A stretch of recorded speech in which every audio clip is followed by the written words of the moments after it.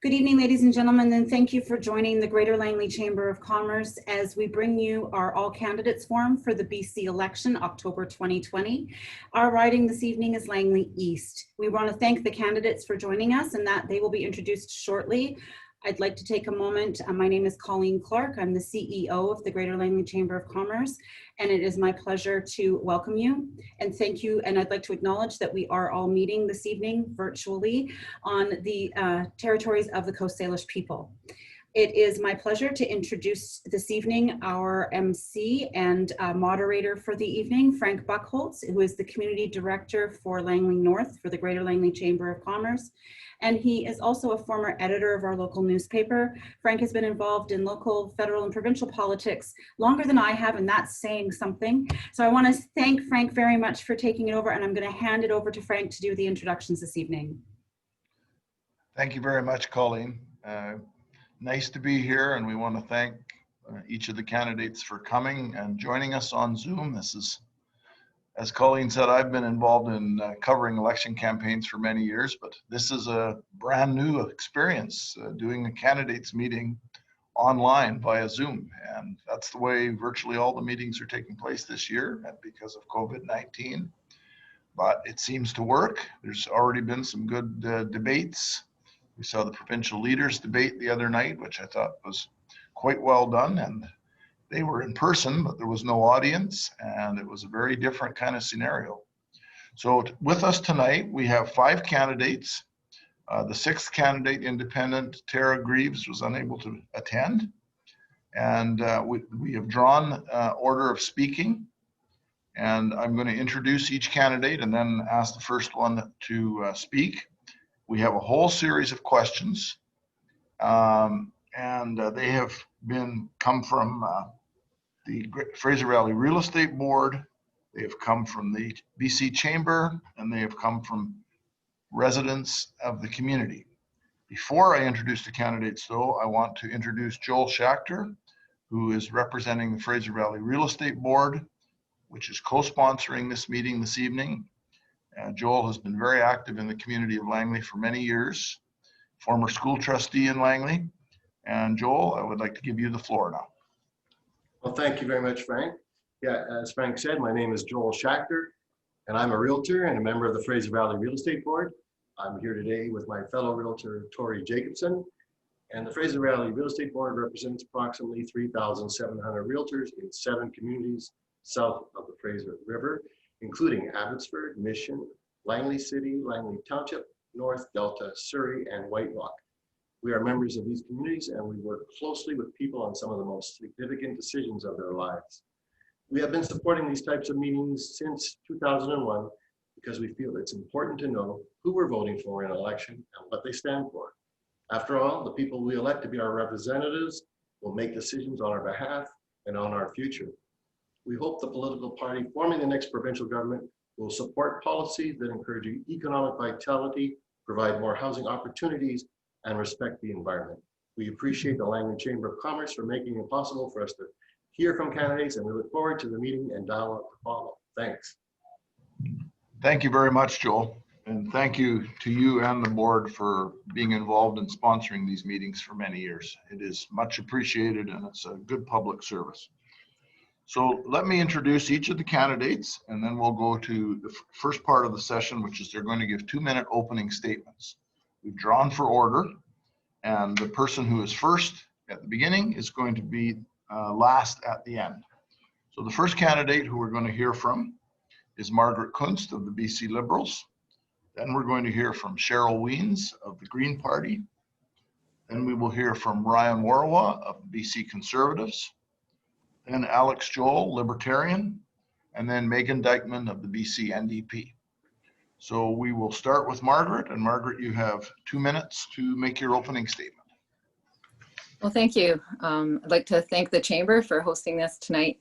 Hi everyone, my name is Margaret Kunst, and I'm the BC Liberal Party a candidate for Langley East. I'd like to thank the Langley Chamber of Commerce for hosting this event, and I'd like to thank the people of Langley for tuning in today. I'm truly looking forward to having the opportunity for people to get to know me and to discuss the real issues that the people in Langley are facing. Things like how can we support small business, affordable housing, transportation infrastructure, ICBC, and how can we help parents with childcare in this community? I'm currently a Township of Langley councillor and a longtime resident, born in Murrayville Hospital. That's when it was called Murrayville Hospital. Like many Langleyites, we've seen this community grow and change so much over the last 20 years. And with a rapidly growing community comes significant challenges as well as amazing opportunities. This election is about restoring confidence, rebuilding BC, and about who you can trust to get the job done. We need a strong economic recovery plan that puts us on a path to eliminating the deficit and getting back to a balanced budget. BC Liberals know that it's businesses that create jobs, they pay taxes, and they're the real drivers of the economy, not the government. Our approach is to support businesses and allow business owners to make the best decisions for their industries and for their sectors. The bottom line is we need a strong private sector in order to support the community services that we enjoy. Langley's always been a welcoming and vibrant community, and should you elect me as your MLA in Victoria, I will be working as hard as I can to make sure your voice is heard in Victoria. Thank you. Thank you, Margaret. Our next speaker is Cheryl Wiens of the Green Party. Cheryl. Thank you, Mr. Buckholz, and thank you to the Chamber and the Fraser Valley Real Estate Board for hosting this debate. I would like to acknowledge that I'm located on the unceded territories of the Katzie, Kwantlen, Semiahmoo, and Matsqui peoples. Now a bit about myself. I'm a TWU alumnus, an agricultural scientist, a climate activist, and a community leader. I live in Willoughby with my husband, our 4-year-old daughter, and our dog, Petey. I chose to run in this election because I'm concerned for my daughter's future. We know that every bit of warming we prevent creates a better future for ourselves and for our children. And yet, the BC Liberals have no climate plan. In fact, last night, Margaret Kunst showed disrespect for the people of Langley East by not showing up to a debate on the topic of climate and the environment. The absence spoke volumes. So why is this relevant to tonight's debate? Because we know the climate crisis isn't just about protecting the environment. It's about protecting our health, safety, and economic stability. Seems to me that the BC Liberals are taking Langley for granted. Voters remember how they siphoned off funds from ICBC to balance their budget, how they ignored money laundering by organized crime in our casinos, and their mishandling of the housing crisis. Voters notice when economists point out their COVID-19 recovery plan has $1 billion miscalculation in it. Many of you would like to make a different choice, but what's the alternative? It's not the power-hungry BC NDP. The BC Greens are working to create a green economy. We are working to build a sustainable future for all British Columbians. This starts with the belief that we must steward our province's financial and environmental resources responsibly. Both are limited and both are essential for a fair economy, healthy community, and promising future. Smart, compassionate, and hopeful people in Langley know that we need to make a change and that that change is green. Thank you, Cheryl. Our next speaker will be Ryan Morawa of the BC Conservatives. Ryan? Thanks, Frank. I'd like to thank the Greater Langley Chamber of Commerce and the Fraser Valley Real Estate Board for hosting us this evening, and to the Katzie and Kwantlen First Nations for hosting us on their territory. My name is Ryan Morawa, and I'm your Conservative candidate for Langley East. I'm a group benefits professional in the insurance industry, and I have my bachelor's degree in business administration from the University of the Fraser Valley. My parents met at Trinity Western in the 1970s, and I was born in Langley to Diane and Mark Warwick. 5 generations of the Warwick family have been residents of the Langley community. And all my brothers and several of my nephews were also born here in Langley. Since 2008, I've supported advocating men's health issues through participating with Movember Canada. I also enjoy volunteering with my church and advocating mental health issues. My father taught me the value of giving back to your community. There'd be no greater honor than for me to represent the riding in which I was born. For far too long, Langley's had liberal propaganda machine pushing its agenda, taking Langley residents for granted. I don't trust the Liberals or any of the other parties to fix the problems that they have created. It's time for Voice to get things done in Victoria for Langley East. While other parties are fighting over who can give away the most money, We need a true fiscal conservative who can fight for forward-thinking economic development. I will respect taxpayers' money with a sincere concern for balanced budgets. On October 24th, please vote Ryan Morawa, your Conservative candidate for Langley East. Thank you. Thank you, Ryan. Our next speaker for opening statements is Alex Joel of the Libertarian Party. Alex? Hi, thank you for having me. Some people may recognize my name. This is the 4th time I'm participating in an all candidates forum hosted by the Langley Chamber of Commerce and the Fraser Valley Real Estate Board. But just like 4 years ago in 2017, our BC Libertarian Party is unable to run a full slate. However, we are running more candidates than the BC Conservative Party again for a second straight election. A vote for me and a vote for the BC Libertarians, it's not a throwaway, it's not a wasted vote. It's sending a message to Victoria and to the eventual winner as MLA that you want less government. If you look at the BC Liberals, their platform, they adopted almost identical our 2017 End ICBC campaign. Our message is getting through to the major parties. We are getting change at the grassroots level and it's working its way up. A vote for me is a vote for that change. And let's just remember that we as libertarians, we're not about tax deductions, boutique tax credits and subsidies. We want you and your businesses to keep more of your money because you know how best to allocate it. I could tell you all about my credentials as an unemployed sports writer. It's not gonna get me any votes. Well, what I do say is that I do live in this community and I love this community and I want as many people to have the option to vote Libertarian as possible, and that's why I'm here again. Thank you. Thank you, Alex. And our final speaker in our opening statements is Megan Dykman of the BC NDP. Megan? Thank you. Good evening, everybody. My name is Megan Dykman. I'm a Langley farmer. I'm a small business owner and proud Langley Chamber of Commerce member. I'm the current chair of the Langley Board of Education. I'm serving my 3rd term as trustee. I have 2 amazing kids named Mac and AJ who attend public school right here in Langley. I am the president of the Langley Farmers Institute and of the Parliamentarians Association of British Columbia. I have studied farm business management at the University of Saskatchewan. I have a Bachelor of Professional Arts in Governance Law and Management and a Master's in International Relations. And my thesis focused on food security, an issue that's very important here in Langley and globally.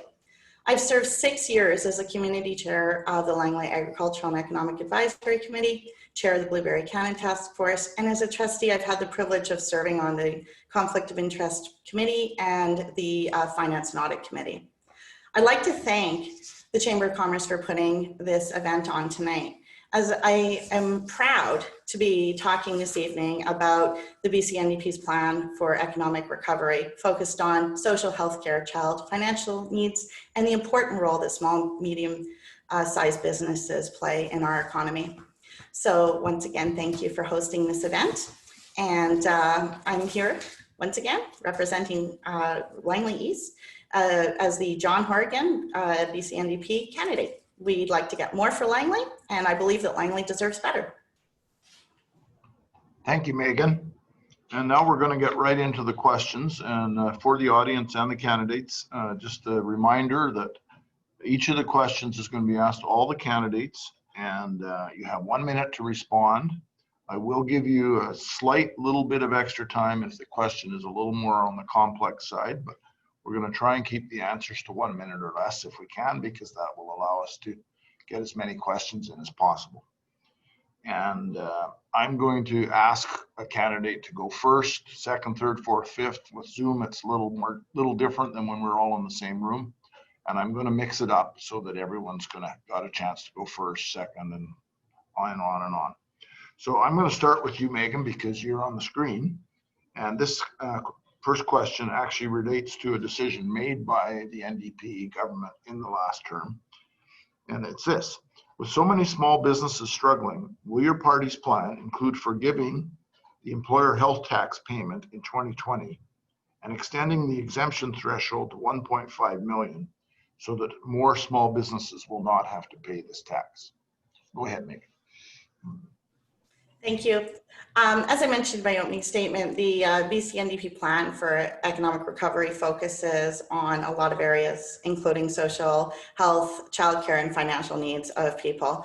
On the small and medium-sized businesses, supports are being looked at in the area of grants and other policy decisions.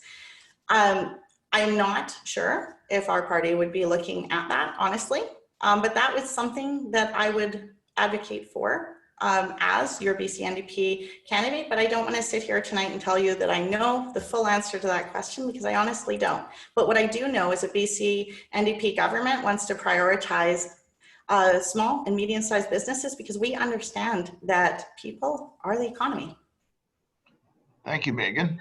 Let's go to Cheryl next. Thank you for that question, Frank.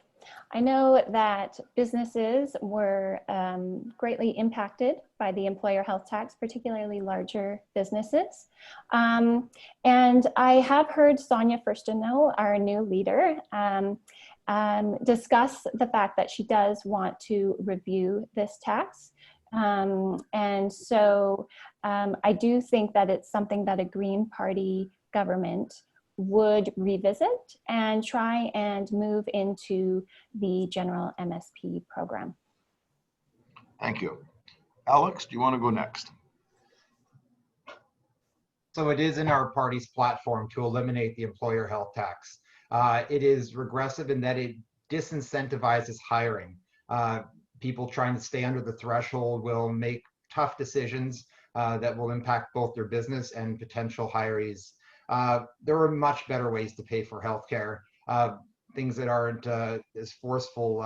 We have a return of MSP in mind, or perhaps there are better ways to pay for it just by driving down costs. With the legalization of private healthcare, we already have two-tier healthcare in our province. We just want to solidify people's right to get the best care they can.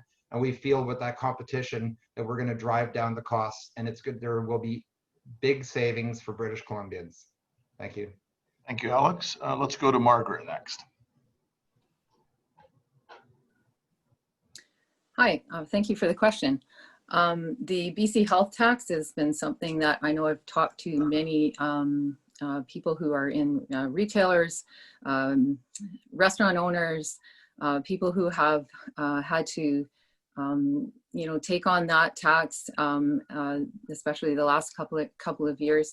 Even our own township has had to download that tax onto our residents. So I know it's something that the BC Liberal Party is looking at.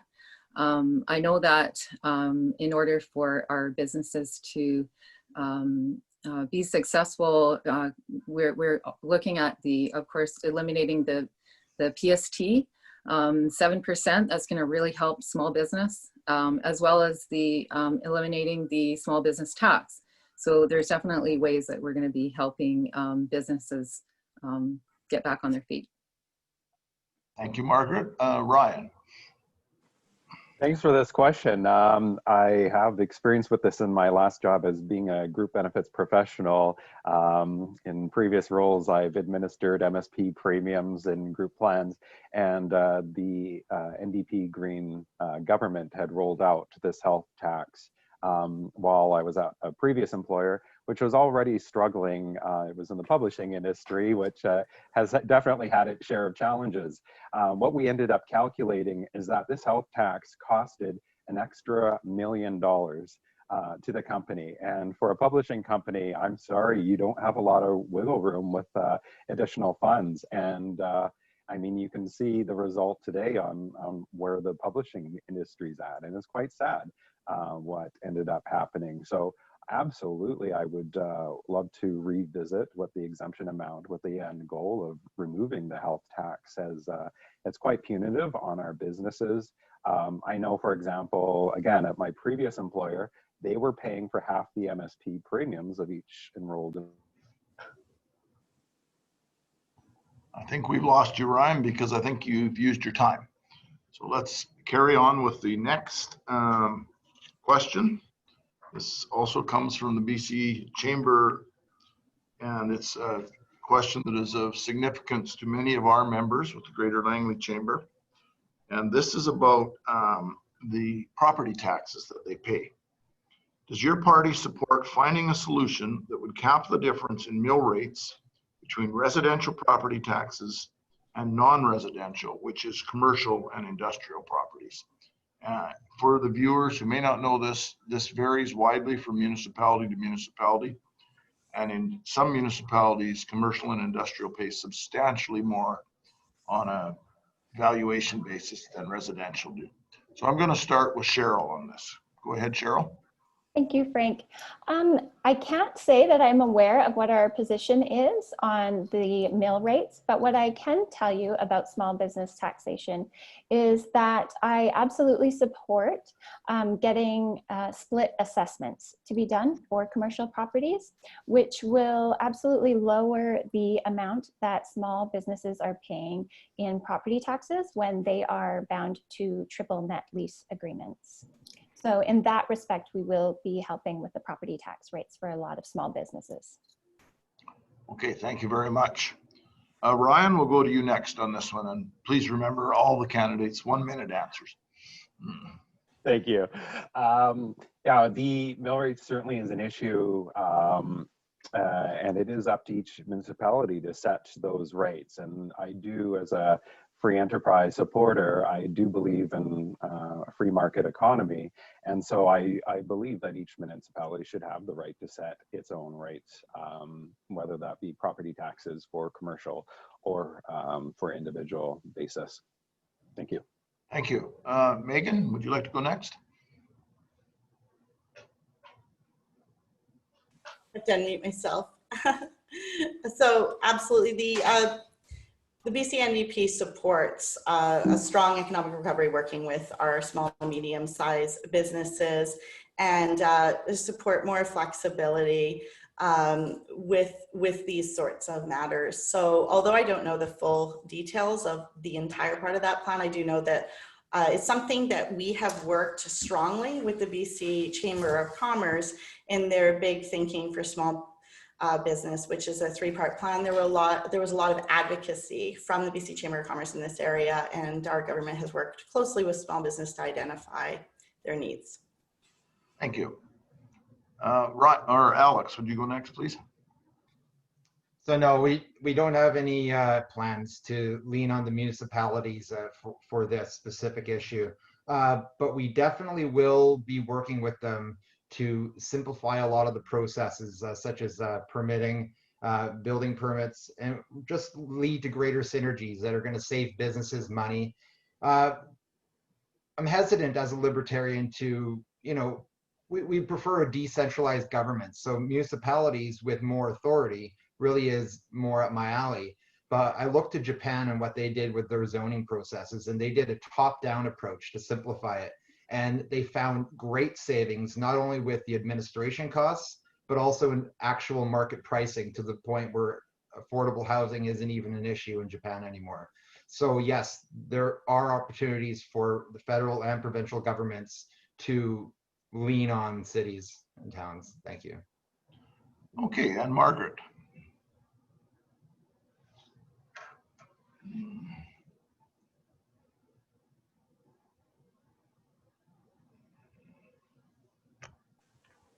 Sorry, I should know how to do this by now. This is definitely a topic that has come up at the council table when we're doing our budgets and how we're gonna, figure out what the taxes are gonna be and who's gonna pay the taxes. So I think that definitely our provincial governments need to, work with our business community and also our local governments on, what rates is fair for our businesses who do pay so much of the taxes to keep to our economy. So I think it's important that that the provincial government works with the local governments to come up with the proper tax rate. Thank you very much. And the next question is one that is of great interest to both chamber members and residents of the city and township of Langley, and that's regarding transportation infrastructure. John Horgan, the leader of the NDP, the current premier, was in Langley recently to announce that SkyTrain to Langley would be speeded up, which I think everyone here would think makes sense. But there's other projects as well, such as the widening of Highway 1 to Chilliwack. It's 2 lanes from basically 216th on. The province has announced that it'll be widened to 3 to 264th. But many more people are living in Abbotsford and Chilliwack, and of course the whole population of the province is growing. And the third infrastructure that is of interest to a lot of people in this community is the Massey Tunnel replacement, because many people, particularly who live in South Langley, use Highway 99 for commuting to get to the airport and other things, and that's a big challenge. So I'm going to put this question to Alex first. Would your government commit to speed these projects along, these shovel-worthy transportation infrastructure projects? I can't think of what kind of scenario would have to happen for the BC Libertarians to form government this time around. But what I will say is that our transportation plan does include a lot of the things Frank just said in the question. We do want to invest in rail infrastructure like the SkyTrain to Langley. We do want to widen the highway. However, one of the things that differentiates us from other parties is we want a return of tolls and we want express lanes. We want people who are using these services to pay for them. They're going to save lots of time, and we think that it's going to be worth it to them. And in that case, we also see a user fee. We see it affecting their behavior, so it will make them think twice about getting in their car as opposed to another form of transit. One of the things we will do also is we're going to eliminate the fuel tax and the carbon tax, which both affect residents but also businesses as an extra cost that they have to pass on to their customers. And that is one way that we are going to also reinvest in infrastructure and transportation. Thank you, Alex. Let's go next to Megan. Thank you. And thank you for mentioning that wonderful announcement, seeing the Premier come here to announce the completion of SkyTrain to Langley is a vital thing that I have been hearing about the needs for more transportation options within our community. And the BC NDP is committed to widening the highway to keep BC moving further out past Langley. They have a bold plan that's actually implementable that looks at all sorts of different transit options, from public transit to investing back into infrastructure, including a $3 billion recovery investment fund. And unlike the BC Liberals, the BC NDP have sped up the approval of these projects, and we're seeing measurable, common sense approaches to getting people and their families where they need to be faster. Thank you, Megan. Margaret, would you go next? Yeah, infrastructure is a big thing for our community. There's nothing worse than going down Highway 1, waiting in traffic. If you have a trucking company, or you're just trying to get downtown and you're sitting in traffic, and it's just really frustrating. So I know that people are just really, really eager to get Highway 1 from 264th out to Watcombe Road. So that's one that the BC Liberals are obviously wanting to get done. They wanted to get that done before, and that got shelved. But also the getting the bridge done. It's our transportation corridors are really important for us to get our goods and to ports, and get people working, and keep our environment less traffic on the roads is better for our environment. So the BC Libs will be investing $8 billion in infrastructure projects over the next 3 years. Thank you. Ryan? Thanks for the question. Absolutely, I support bringing SkyTrain out to Langley, and absolutely, I support expanding Highway 1 out to the eastern Fraser Valley. And absolutely, something needs to be done with the Massey Tunnel. I think these are all things that any of us that get around the Lower Mainland have had to deal with, and it's been quite frustrating. However, we need to invest in greener transportation options. There's still no plans to invest in rail for the valley for Langley East, which is unacceptable to me. I support reestablishing the former BC Electric Railway interurban line, which would connect Langley, Abbotsford, and Chilliwack to the rest of the SkyTrain transportation grid. And taxpayers in Langley are currently paying 18.5 cents a liter in TransLink taxes, and it's helping partially pay for all of Vancouver SkyTrain line, the Expo line, Millennium line, Canada line, Evergreen line, and now this Surrey-Langley expansion, and another one for Vancouver, the Broadway line. So while Okay, thank you, Ryan. And actually, you brought up a subject that I'm going to bring up next anyway, so you get a little more chance to speak on it. Final speaker on this question is Cheryl Wiens of the Green Party. Cheryl. Thank you, Frank. Yeah, so this issue is actually a really personal one for me. I drive the number 1 to and from work every day, and it's often a disaster. There's an accident or some unknown reason, just a complete gridlock. And this steals time away from my family. And so that's why I'm quite frustrated when the BC Liberals and the NDP mostly just trumpet a highway widening plan, because I know that this is just going to result in 6 lanes of gridlock versus 4. So the BC Greens are interested in investing in alternative transportation. So that's cycling, walking, and public transit, which would include SkyTrain or at-grade rail. And so this will have the effect of lowering people's transportation costs, reducing emissions, and increasing the flow of goods and services on our highways, which will absolutely help the economy. Thank you, Cheryl. And I'm going to keep you up because you too mentioned the subject of our next question. The South Fraser Community Rail Project has proposed to connect Surrey, Langley, Abbotsford, and Chilliwack with passenger rail service through the existing former BC Electric interurban line. Yes. The province has retained rights on that line for passenger transportation. And this particular group has suggested hydrogen-powered vehicles on it. Certainly would add another form of transportation to an area of the Fraser Valley which has very little option other than driving. What are your thoughts on that, Cheryl? And I'd like to hear what you think about that idea and whether that's something worthy of support. Yeah, so before the pandemic, I actually had a meeting with Rick Green, who's the former mayor of Langley Township and a strong proponent of this plan.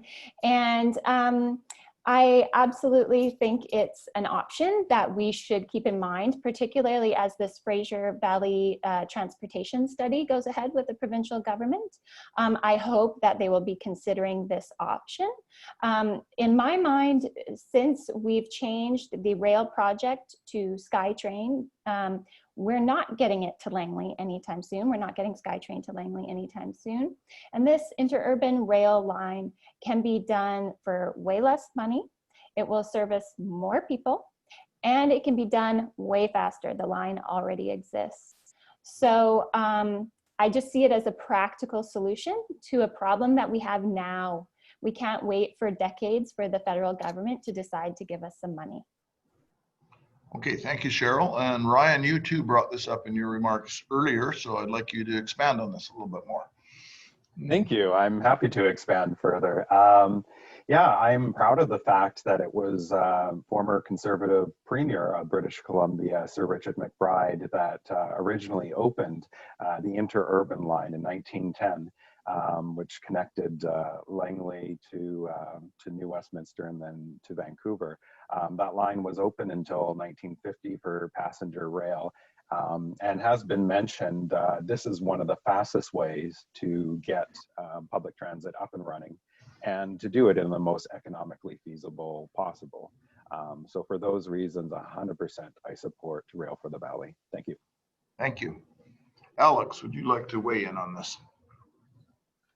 So on this one particular rail line, yeah, you know, I've always been against white elephants that just seem to cost more money than they're worth. Our party is interested in any sort of infrastructure that's going to be efficient. We're looking for good investments, but there are some ridership lines that have been proposed that are just not worth the billions of dollars in taxpayer investments. So we would take a hard look, and really we should be looking at what other communities around the world are doing. In Tokyo, they don't have any public rail system. All their mass transit is private owned, Yes, in the rural areas, they still have public rail transit, but we need to start inviting more public-private options and end the monopoly on bus service and ride share regulations. We need to make it as efficient as possible for British Columbians to get around. Thank you, Alex. Megan, would you like to speak to this? Absolutely. And I'm always excited to speak to former Mayor Rick Green because he is so passionate about this project. And I've watched it for several years as he's been a proponent and have spoken to him in many different capacities as he's talked about this project evolve and his active push to see Langley embrace this. And it is an exciting project. Right now, BC NDP has a Clean BC plan, which is looking at all sorts of different modes of transportation, from pushing for active transportation to things like the SkyTrain that we discussed earlier. And one of the things that we committed to is working with communities to complete the SkyTrain expansion project, but also add new rail and rapid bus lines. And as I have always stated in government, I believe that being a proponent for this and pushing for, at the very least, a committee structure to look after it, because you know what? We need to get local buy-in too. So it is an exciting project and I would be a strong advocate for it. Thank you. And Margaret. Yeah, I don't know what the BC Liberals, if they have any policies around this particular project, but I definitely think that, you know, any kind of project like that brings people out from the valley into Vancouver is definitely something that, you know, we should, you know, take a look at and at least, you know, have a good take a good look at, you know, the project and what that might look like for the people in the valley. Okay, thank you, Margaret. Our next question is one of the questions from the Fraser Valley Real Estate Board, and I'm going to put this to Brian first. Realtors would like to know, and I think many members of the public would as well, would you commit to fast-tracking development processes to increase the supply of housing to meet the needs in the community? Ryan, go ahead. Yeah, fast tracking is certainly something I would consider. I believe, though, in representing all constituents, and certainly it needs to be in consultation. If rezoning is required, then there has to be the appropriate consultation with local residents. But absolutely, I believe in getting rid of red tape and bureaucracy, and if there's ways to streamline to fast track that, absolutely, I'm in favor of it. Thank you. Thank you. Let's go to Megan next. Thank you. So the BC NDP does have a bold 10-year housing strategy. And one of the things that we committed to is a steady supply of new affordable homes. And with these, with fast tracking permits and so forth, there has to be very close collaborative work with local governments. But the BC NDP is committed to working in whatever regulatory framework as we can to support speeding up and getting a good supply of affordable housing for people, because it is very much needed and something that I know the chambers of commerce have advocated strongly for, especially to provide affordable housing for workers to move into the communities. Thank you, Megan. Let's go next to Cheryl. All right. Affordable housing is one of the top issues among voters here in Langley East, only probably second to the pandemic. And so wages in BC have just not kept up with the cost of housing and living here in our province, and particularly in the Lower Mainland. Of course, this problem was exacerbated by the fact that the BC Liberals ignored money laundering in our casinos for so long. And Greens want to help make life and housing more affordable for people here in Langley East. And we'll do it, one, by increasing housing supply of all kinds. What we need to do to make that happen, of course, with having the proper checks and balances in place, we would be happy to look at that. Of course, we want to tackle speculation and over-financialization of the rental market. And we want to invest in public housing, as well as closing the gap with our renter support program between what people are paying for housing and what they can actually afford. So we have a big plan to look at housing affordability, and increasing supply is just one aspect. Thank you. Margaret? Housing affordability is definitely something, as a mother of 4 hardworking kids, you know, affording a new home here in Langley is a dream at this point.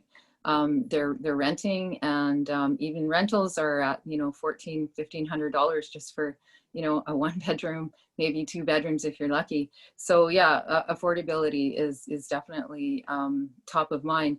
And the only way that we're going to actually, you know, tackle that is by increasing supply. But if it's going to take too long to have, you know, homes built and condos built, then, you know, we're really not addressing the problem. So we do have to look at some way of making sure that, making sure that we have some way of getting our developments in like currently it can take, you know, years for a developer to, you know, finally get his 4th reading. And I think it's important that we look at that issue and work with local governments to do so. Thank you. And then Alex. So obviously I want to say yes. When I ran for mayor in 2018, one of the embarrassing statistics was that it took 17 months in the township of Langley to get a permit through. And in Langley City, it took a month and a half. So municipalities vary greatly in their efficiency. And I think the best thing the province can do is, I think, stay out of this and actually try to find ways for the province to get out of the way. One of the things that adds costs and adds time to these is the BC building code constantly being updated, and it's just making it more difficult for builders and making homes more expensive.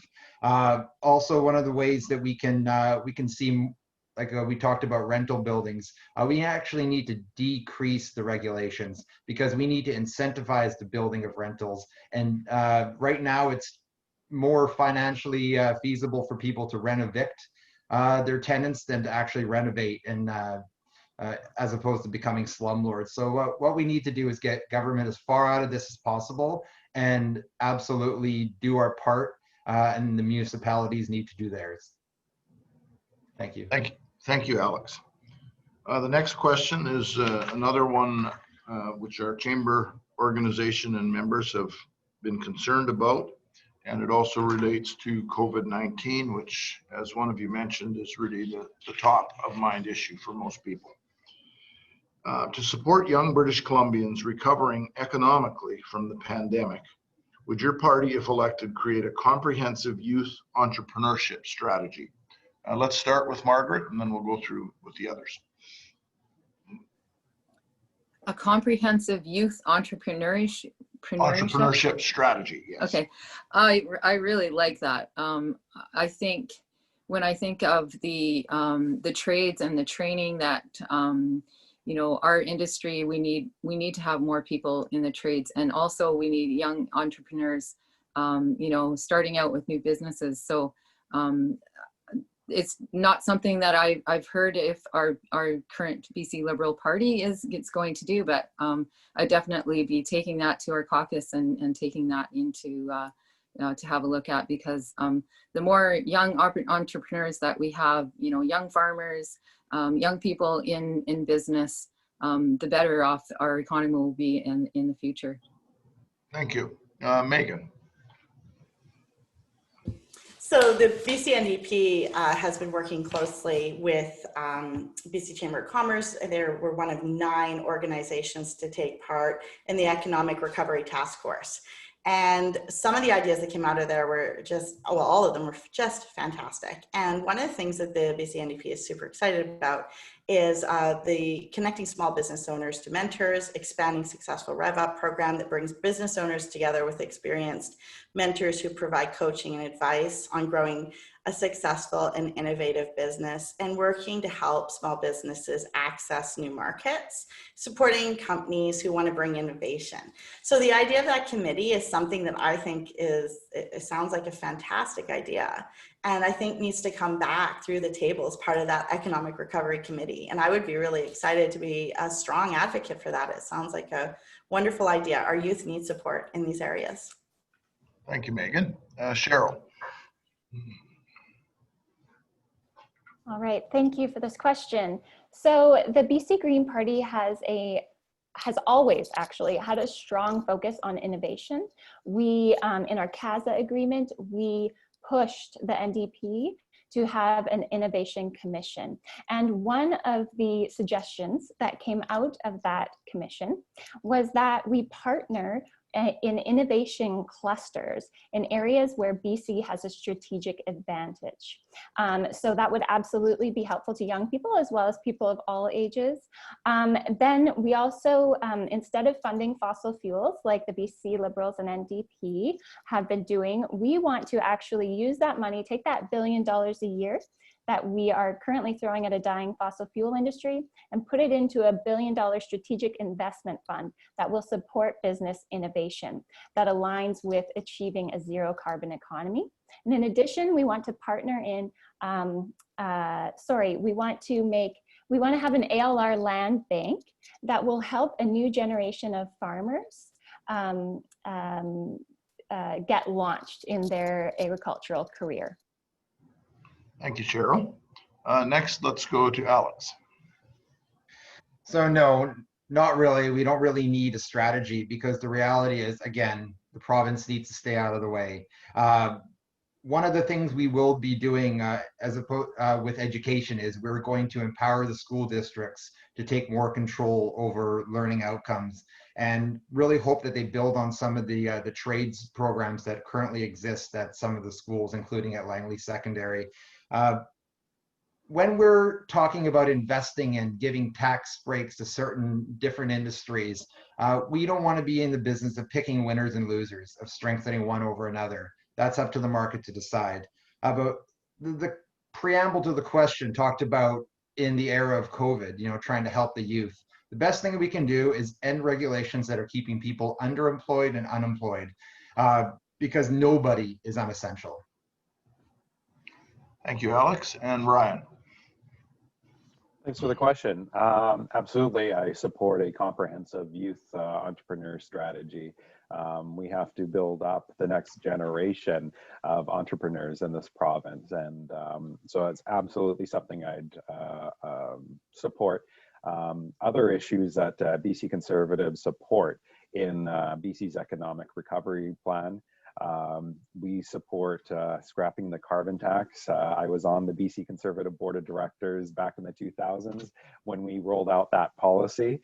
I support raising the basic minimum personal income tax exemption, an enhanced forestry plan. We need a made in BC manufacturing plan. BC Conservatives also support creating a local tourism tax credit. And we absolutely need a Made in BC workforce platform. Thank you. Thank you very much. And one of the points you mentioned is the subject of our next question. And I'm going to ask Megan to respond first, and then I'll get you second, Ryan, because you were just on this topic. The tourism industry, which is very important to Langley, perhaps more important than many people realize, has been one of the most hard-hit sectors during COVID-19. So what will your party do to support tourism businesses through the pandemic if elected? So as I said, we'll start with Megan, and then Ryan can go second, and we'll move on from there.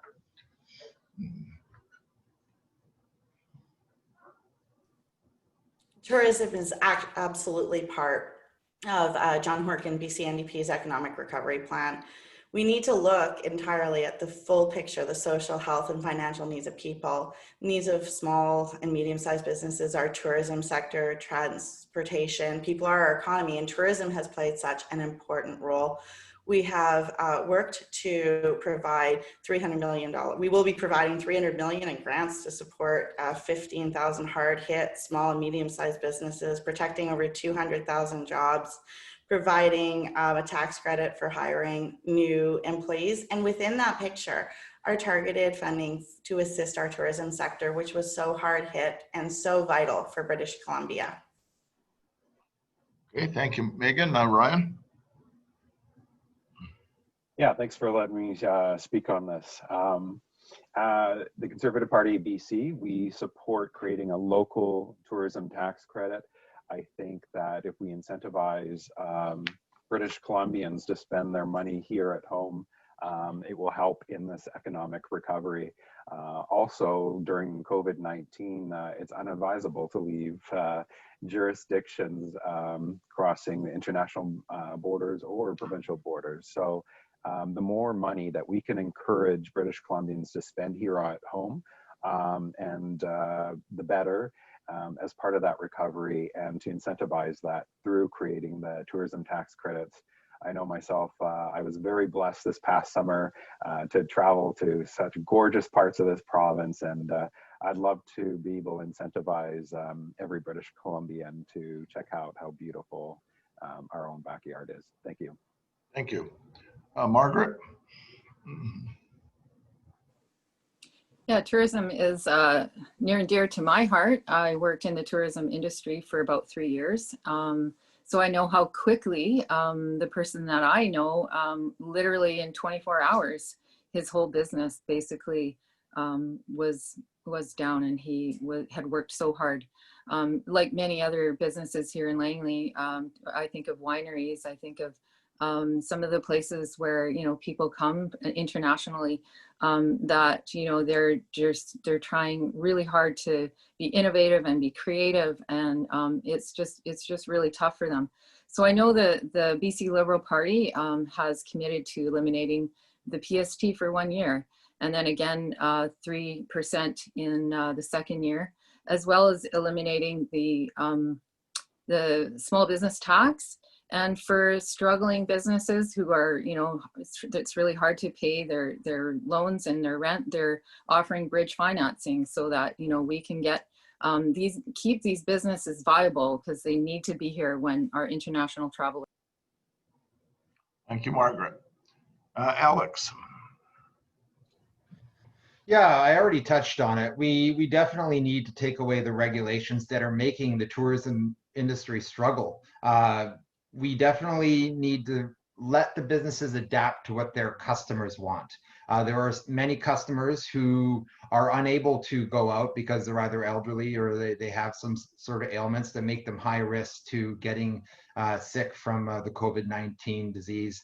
Having said that, we also need our businesses to have the freedom to adapt and not have top-down regulations telling them what they can and can't do, and have businesses under the constant fear of persecution, fines, even being shut down.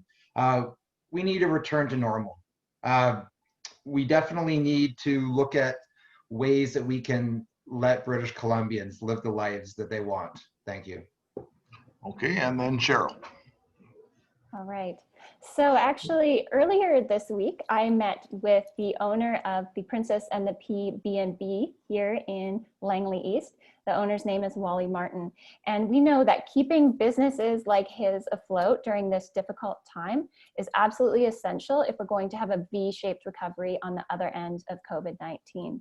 So some of the things we're going to do to help people like Wally is make the expanded patio program permanent, to retool the provincial grant program to help small tourism operators, and establish a separate program for not-for-profit tourism businesses, cultural facilities, and attractions that will ensure that these businesses can survive COVID-19. Thank you very much. And our next question actually comes from a member of the public and is related to some of the things a number of you have spoken on about tourism.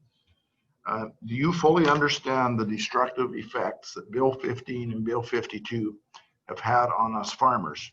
Do you support agritourism and events on farms to supplement farm income? would you vote to repeal these bills as has been proposed by the BC Liberals? So Megan, these are bills which were brought in by the past NDP government. So I'm wondering if you would speak on this first, please. As a local farmer and somebody whose original education was in agricultural economics, I understand the importance and I'm a proud supporter of agritourism. And all of the areas that agritourism impacts our farmers and allows us to diversify and invest in businesses to allow future generations to go forward and continue farming. The origin of that was to protect farmland in order to allow farmers to continue to farm, for us to have food security, something which is so passionate. My thesis work is in that area. I've traveled around the world and seen the impact of poor planning. Somewhere though is a balance. And the BC NDP are committed to listening and working with farmers. And I am a proponent for agritourism. We just need to find that balance. And so I do understand as a farmer and do also see the forward thinking. So somewhere in the middle, we need to work with farmers, and I'm committed to advocating for a committee to see how we can get that better. Thank you, Megan. Alex? It is absolutely immoral to tell you how to profit from your own property. We would absolutely repeal 15 and 52 overnight. Limiting opportunities for profit, but also taking away the opportunity to build more housing for either, you have a temporary foreign workers that come on, or you have family that you want living with you to help you farm. The government doesn't even need to know anything about this. All they have to know is that a farmer's right to farm extends far beyond their protections of the land and slightly lower taxes. No, absolutely, we would repeal both of those bills. The Agricultural Land Reserve, specifically the ALC, it has overstayed its welcome and needs to be revamped. Thank you. Okay, thank you, Alex. Cheryl? All right. So I actually grew up on a farm. It was a poultry farm, and I witnessed the stress that my parents went through when we had things like a high mortality event, or when we had issues with the limited number of processors that would take our chickens. And so I am aware of how important farming is to our local economy, but also to our food security. And so we have to balance those things, I think. But the Green Party will ensure that the government supports our farmers to improve the local economy and food security, including identifying options to make farming more attractive and sustainable through agritourism, for example, where possible, and by expanding the local capacity of food processing plants, and by establishing an agricultural land bank, like what I mentioned earlier, to launch a new generation of farmers. Thank you. Margaret? Yeah, us also growing up on a farm, on a few different farms, cranberry farm, chicken farm, all kinds of things that my dad liked to do. He couldn't quite figure out what kind of farmer he wanted to be. But the value that farming has in our community is so important. And I recognize that, we have families that want to, live together, and culturally that's what they do. And it's really important that we recognize that, but that we find a balance some way to make sure that, farms are being used in a way that are, stay viable. And we would go against or eliminate any unfairly policies that are unfair to our farmers. We want to keep the farmers' businesses viable, and agritourism is such a big, important part of Langley's agritourism business. So whatever we can do to help our farmers is really important. Thank you. Thank you. And then Ryan. Thanks for the question.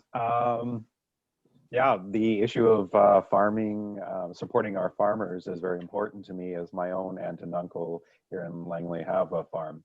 I know that farmers work tirelessly to enrich our economy and provide us with fresh local food, but it's unfortunate the NDP decided to return the favor by creating more barriers for them and trampling on their rights.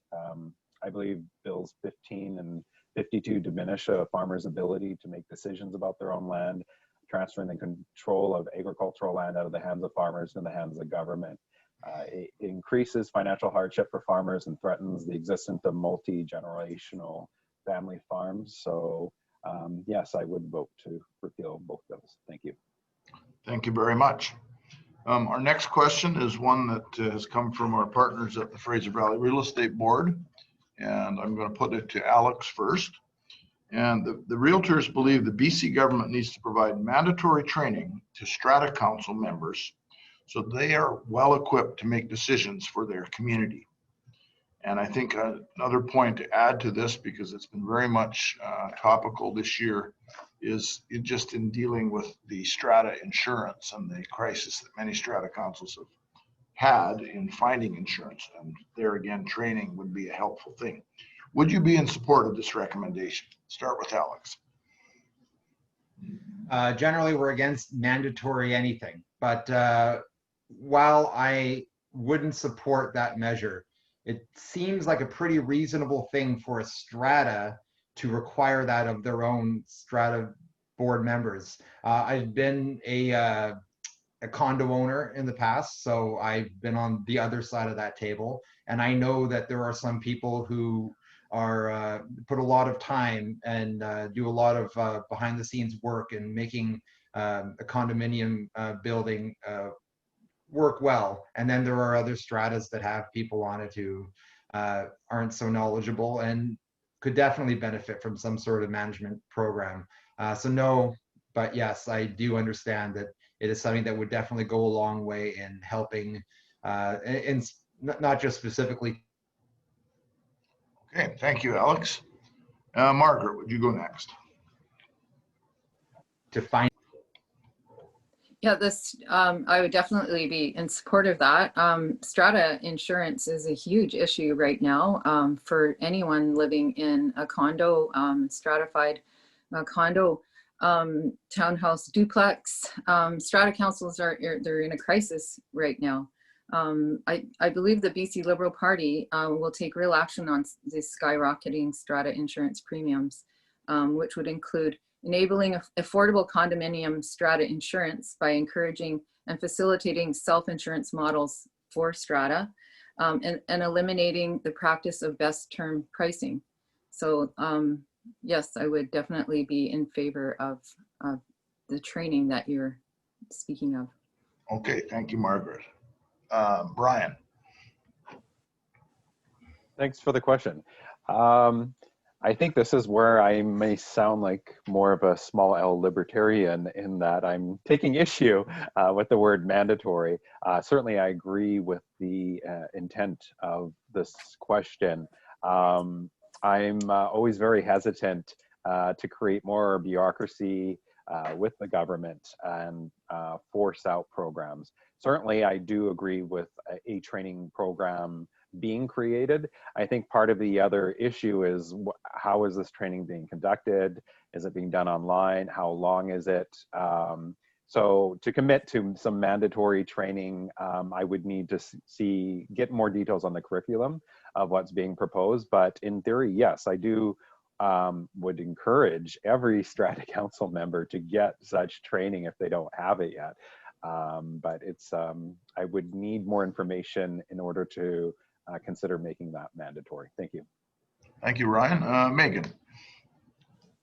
This is an exciting question from a personal point of view, but also a fascinating conversation. As the president, actually, of the BC Parliamentarians Association, training governance through my formal education, anytime I hear the mention of people working to receive training to improve their governance and their understanding of how to implement that governance in a way that benefits everyone, I'm thoroughly excited about that. I do not think that that is anything but a reasonable suggestion, as the stratas operate under the Strata Property Act, which is a piece of legislation. And if you're required to implement that, then you should be required to have the knowledge to do so. So personally, I support that. In regards to rising strata insurance, that is a significant concern for the BC NDP. And controlling that is something that they have committed to, including closing loopholes in Strata Insurance and beefing up regulatory powers. And if not corrected by 2021, the BC NDP have looked at public Strata Insurance options similar to Saskatchewan.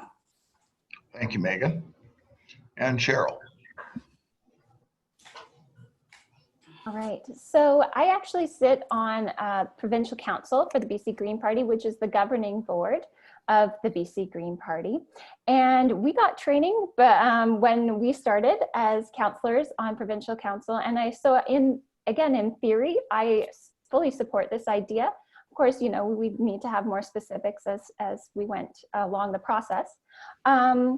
And then also when it comes to the Strata Insurance, you know, a huge factor here that we don't talk about enough is climate change. Climate change is increasing the claims made to insurance companies, and it's increasing rates, and it's actually making the insurance industry unsustainable. And so the real answer in dealing with that insurance problem is dealing with climate change. We risk a huge collapse if we don't do that. The BC Liberals and the BC NDP continuing to subsidize the dying fossil fuel industry is not the solution. The BC Green Party has a real plan to get to a zero carbon economy. I really have enjoyed how so many of you with your answers have led me right into the next question, which is exactly what you just did, Cheryl. The other question we have from the Fraser Valley Real Estate Board, and I'll get you to address it first because you have already started down that road, okay, is that environmental concerns resulting from both climate change and man-made pollution need to be addressed even when we're in a global pandemic. Many homeowners spend money on renovations but are not thinking about energy efficiency. Yes. Would you implement more incentives to encourage people to perform energy efficient retrofits? So if you could start us off, Cheryl. Yes, absolutely. Thank you for this question. I am a climate activist here in the township of Langley, so I'm very interested in anything we can do to lower people's housing costs, their heating and cooling costs, but also reduce carbon emissions. And so the BC Green Party has a number of platform commitments that are related to this topic. Buildings are a huge source of greenhouse gas emissions. And so we would actually create a jobs program to employ people in retrofitting buildings around the province. And to incentivize and enable this, we would enact PACE legislation, which would help homeowners to be able to afford these retrofits by attaching them to their property taxes. And actually those that cost would transfer when the ownership of the house transfers. So this enables people to actually be able to afford these retrofits without the huge upfront costs. Thank you, Cheryl. Megan, we'll put that question to you next. Thank you. The BC NDP is very proud of their Clean BC plan, which consulted widely across stakeholders, including Indigenous peoples and the BC Green Party, who endorsed the plan.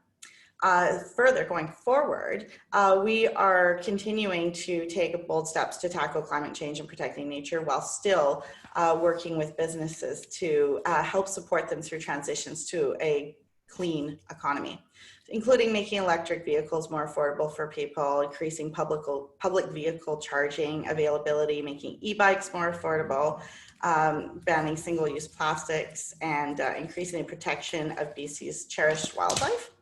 And through that whole process, we are working to support businesses through those transitions to ensure that our economy is still able to prosper in what the economy will look like in the future. We have a bold vision heading into 2050 for British Columbia. Thank you. Margaret, can you go next?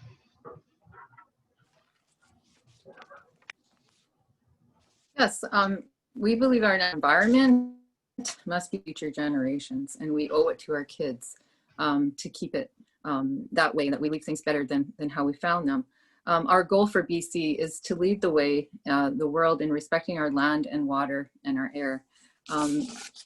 It was the BC Liberal Party that put in the carbon tax, and that was actually in respect to the environment. And now, of course, we know that the federal government has taken that over.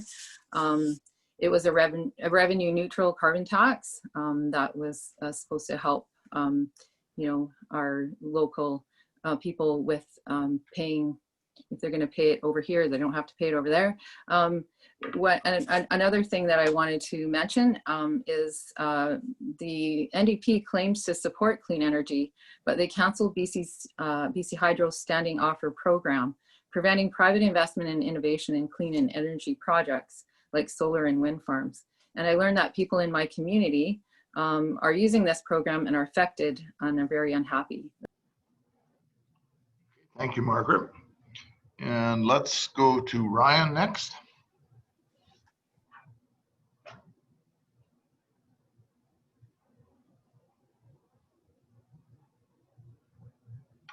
Sorry, I had to find my unmute button there. Thanks for the question. I believe that Stephen Harper, when he was Prime Minister in the 2000s, he had rolled out a program for home retrofits, and I definitely would support something along the lines of an eco energy retrofit program. And I am a federal conservative and a provincial conservative, and so that's where I'm happy to look at a program that was successful in the past on a federal level to be implemented here in Langley East. Thank you. Thank you, Ryan, and then Alex. Got one of these form emails. You guys know what I'm talking about. This one was BC Home Believer, and this was one of the questions the person asked. And I gave my response, and I said, no, I don't believe that we should be creating more incentives for renovations. And the reason being is that while it would create an uptick in investment in renovations, it's not a long-term solution. What we're planning to do is to raise the personal exemption to $44,000 and let British Columbians keep more of their money, and then they can invest it how they see fit. We're also going to be eliminating the carbon and fuel tax and all sorts of other goodies that people will be able to keep to themselves. And if they think that that's the best use of their money, the best allocation, so be it.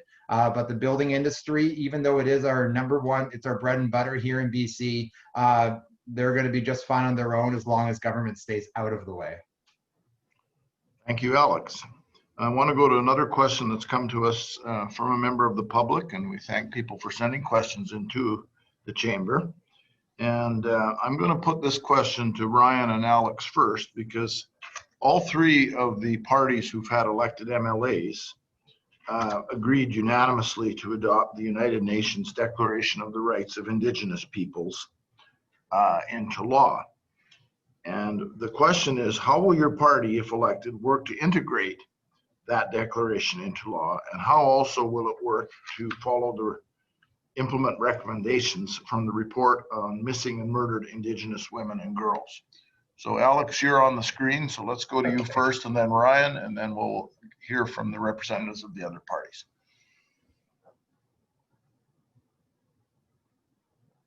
Make sure you unmute.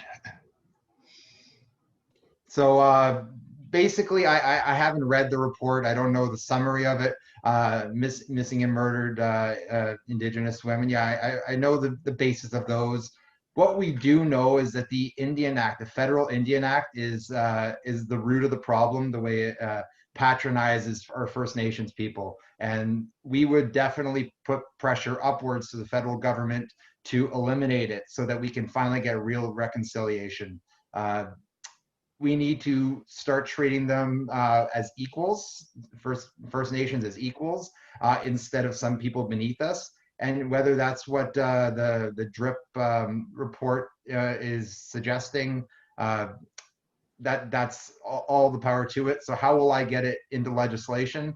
The best thing we can do is start at the top and get the federal government to fix their legislation first. Okay, Ryan. Thanks for the question.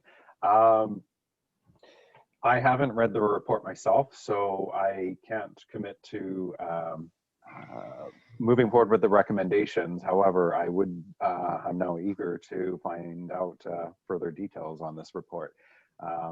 Speaking from a broader perspective, it's bothered me for many years now how many murdered and Aboriginal women how much that has happened.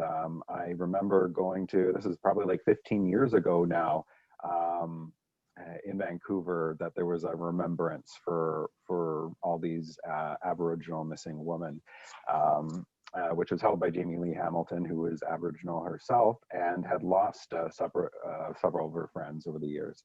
So absolutely, we do need to continue that conversation, and I would look forward to reading that report so that I'm better versed on being able to talk about it. Thank you. Thank you. And Cheryl, as representative of the Green Party, your 3 MLAs supported the United Nations Declaration in the legislature. So can you address this question? Yes, absolutely. So actually, I just about a month ago or so, I listened to the book, The Highway of Tears, which was on the terrible injustices that happened to the murdered and missing Indigenous women up north along Highway 16. And so absolutely, we supported the enactment of DRIPA. And so to implement this legislation, we would like to see Indigenous people move to energy independence, to be able to participate in Indigenous-led energy programs. And so we can avoid seeing what happened earlier this year when the NDP government allowed our CMP to take the Wet'suwet'en people hostage on their own lands. We would also work to increase broadband access to First Nations communities to meet their basic needs and to allow for economic development opportunities. And we would absolutely move away from the Ministry of Child and Family Development structure and support Indigenous-led child welfare programs. Thank you. Megan, your party was the government that brought this in and was supported by the other 2 parties in the legislature. Can you address this? Absolutely. Very, very proud day for the BC NDP. It's something that the BC NDP is so deeply, deeply committed to. So one of the things the BC NDP has committed to is moving towards greater self-determination for Indigenous peoples, including providing a stronger relationship, allowing to move from short-term transactional arrangements to long-term agreements that recognize and support reconciliation, self-determination, and economic independence, partnering with Indigenous peoples through evolving shared decision-making. The 2019 Declaration of Rights on Indigenous Peoples Act has set the table for more meaningful shared decision-making as we move towards and forward with key decisions on things that would be impacted, like regional land and resource use allocation. We will partner with First Nations, providing clear and stable and sustainable path for everyone to work together. And that's just a few key points about our commitment. I know that I have run out of time now, but that's a top priority for commitment for our relationship to see the implementation. Thank you, Megan. And Margaret. Yeah, thank you. The rule of law is fundamental to a healthy democracy and ensuring fairness and equality for all. So we have a well-established legal system in this country that applies to everyone equally. This means that the rights are respected and citizens and businesses have certainty in their lives. We respect the rights of Indigenous peoples to self-governance as defined by the courts and the Canadian Constitution. So the decision regarding lands subject to Aboriginal rights and title must include all the communities involved in all of those lands. Thank you. Thank you very much. And we're basically run out of time to ask you any more questions. I just wanted to add one thing to something that Cheryl said here, and this is very important for the chamber. One of the questions that we did have that we didn't get to was about what we call the last mile, which would basically prioritize shovel-ready projects in rural and remote areas to improve broadband.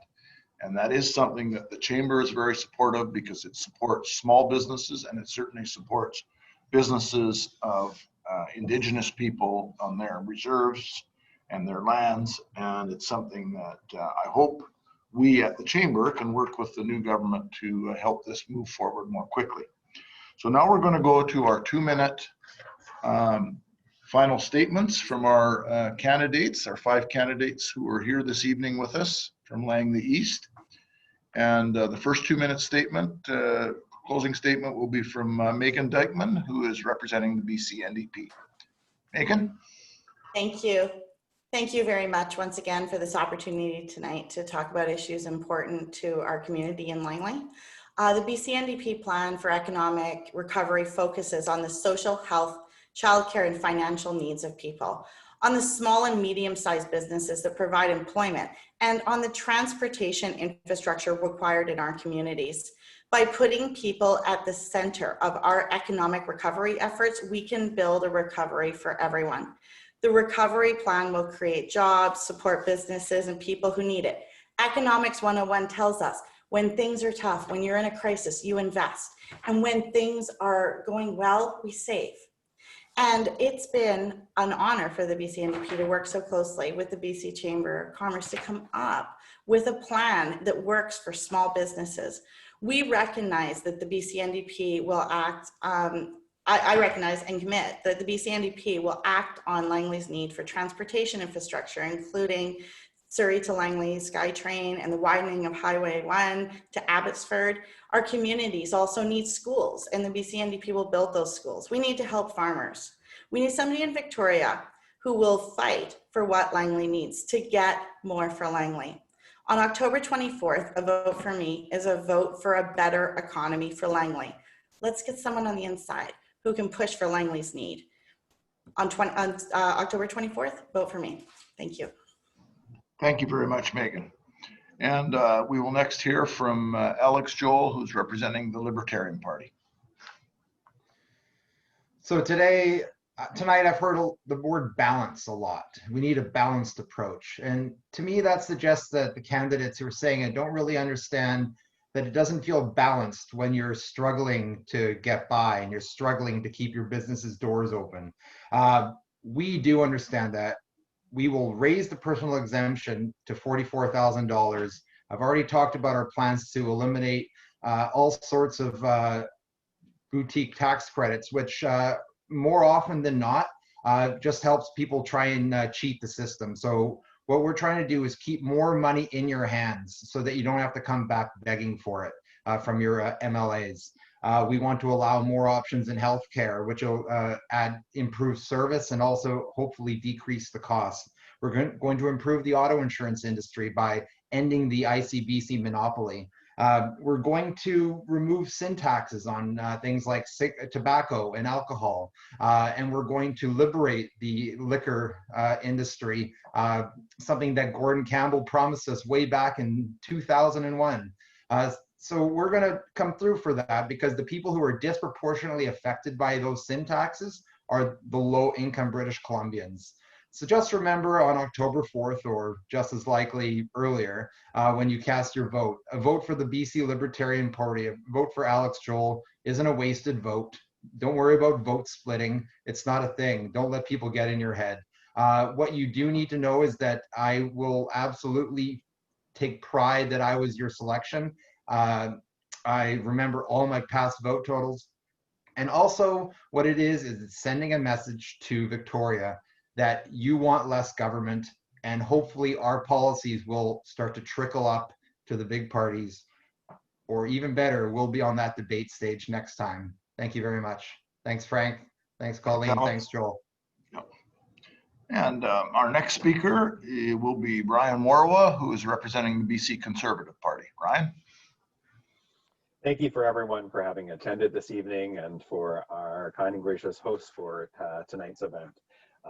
I, standing as the Conservative candidate here in Langley East, I will fight to implement the Conservative Party of BC's Made in BC 5-point plan. First step of that is to scrap the carbon tax. As soon as the BC Liberal government announced it back in the 2000s, I immediately started campaigning against it.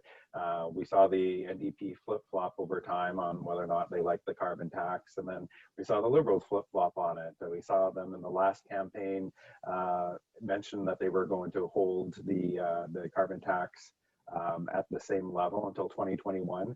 And when Christy Clark realized she couldn't get through her agenda on her own, that's when she threw out put down in the House a clone speech, which essentially took the NDP and Green platforms and put a little Liberal sticker on it. So a vote for a Conservative here is a vote for an authentic desire to scrap the carbon tax. I will also fight to scrap ICBC's monopoly. I believe we need to open up the automobile insurance market here. I will fight for sustainable resource development. These will create good, well-paying jobs for our future. We need a made in BC greenhouse gas reduction strategy. To me, it's unacceptable that so much of our plastic garbage is being shipped overseas to be burned in fields in Malaysia. I think we need a made in BC recycling program. And I will stand up for you as the citizens of Langley East to be your voice in Ottawa. And I will represent all citizens of this wonderful district. Some other issues that are important to me locally here in Langley East, I'm going to fight to make sure that Langley Hospice gets completed and to ensure that we get the funding here to have rail for the valley. Thank you very much. Thank you very much, Ryan. And our next speaker is Cheryl Wiens, who's representing the BC Green Party. Cheryl? All right. So I think it's worth pausing for a moment to acknowledge that in Langley East, the candidates of all three major parties are women. I don't agree with Councillor Kunst or Ms. Dykman's positions on many important topics, but I understand how difficult it is to be a woman in politics or in any public leadership position, and I want to recognize them and thank them for stepping up to this challenge. I believe we must consider seriously what a promising future looks like for the residents of Langley and for all British Columbians. Climate crisis and COVID-19 are forcing us to live differently. At a time when so much seems out of our control, this election is an opportunity to decide what we want for our future, for our children, for our seniors, for all of us. In the last 3 years, the BC Greens have proven to be effective collaborators in the legislature. The BC Liberals have proven they're stuck in the past and continue to be mired in controversies. The BC NDP are no alternative. Their actions over the last 3 years demonstrate that they will say one thing and do another. The BC Greens offer real solutions for our future. Myself and the BC Greens see a way forward that will position British Columbia to be a leader and economic force in a new green economy. I see healthy and livable communities with a variety of housing stock in close proximity to everyday amenities. I see better infrastructure to reduce congestion and air pollution while promoting alternative transportation options that are already proven in other communities. Every day of this campaign, I've received questions from people who are worried about their future. I tell them I'm hopeful. I tell them we have a plan. I tell them that there is a better way forward for Langley. I tell them there are people working to make Langley affordable, safe, caring, and green. To those of you who can imagine this kind of future, I'm asking for your vote. It's time to make a different choice for Langley East. It's time to vote green. Thank you, Cheryl. And the final speaker of the evening for the closing statements is Margaret Kunst of the BC Liberal Party. Margaret? Thank you. Thank you everyone for taking the time to watch and learn about who your candidates are tonight. This is a really important election as so many people are concerned about the current economic climate and what the future holds for their families, for their businesses, their health, their education, their aging parents, and so many other issues. I too am concerned about these issues, and that's why I made the decision to step forward as a candidate here in the riding of Langley East. I've only been a politician for a short time. As a councillor here in the township of Langley and as a candidate running to be your MLA, but I know one thing that's really important, and that is people want to know that someone is listening. First and foremost, people with problems, they need a voice. They need a real person who cares, and a party with a plan to actually get the job done. The BC Liberal Party have a plan to restore confidence and rebuild BC. We will support small businesses. We will tackle congestion on our highways. We will make life more affordable for families. We will take better care of our seniors and offer hope to people battling addiction. We will protect and preserve our beautiful BC environment so all British Columbians can work, play, raise their families, and enjoy an amazing quality of life. To the people in the riding of Langley East, the ones quietly helping our most vulnerable, our business community that provide jobs and support so many initiatives, the volunteers working tirelessly behind the scenes, and to our First Nations in our community, I'm eager to get to know you, to know more about you and support you in whatever way I can. Langley historically has had political leaders who've respected each other and worked collaboratively to bring great things for this community. I promise to continue that tradition. I've always desired to make a difference in my community, and I pledge to listen to you and be your voice in Victoria as your MLA for Langley East. Thank you. Thank you very much, Margaret. And I want to just thank all the candidates for running and for taking some time this evening to answer questions and to give us more details about their party's platforms.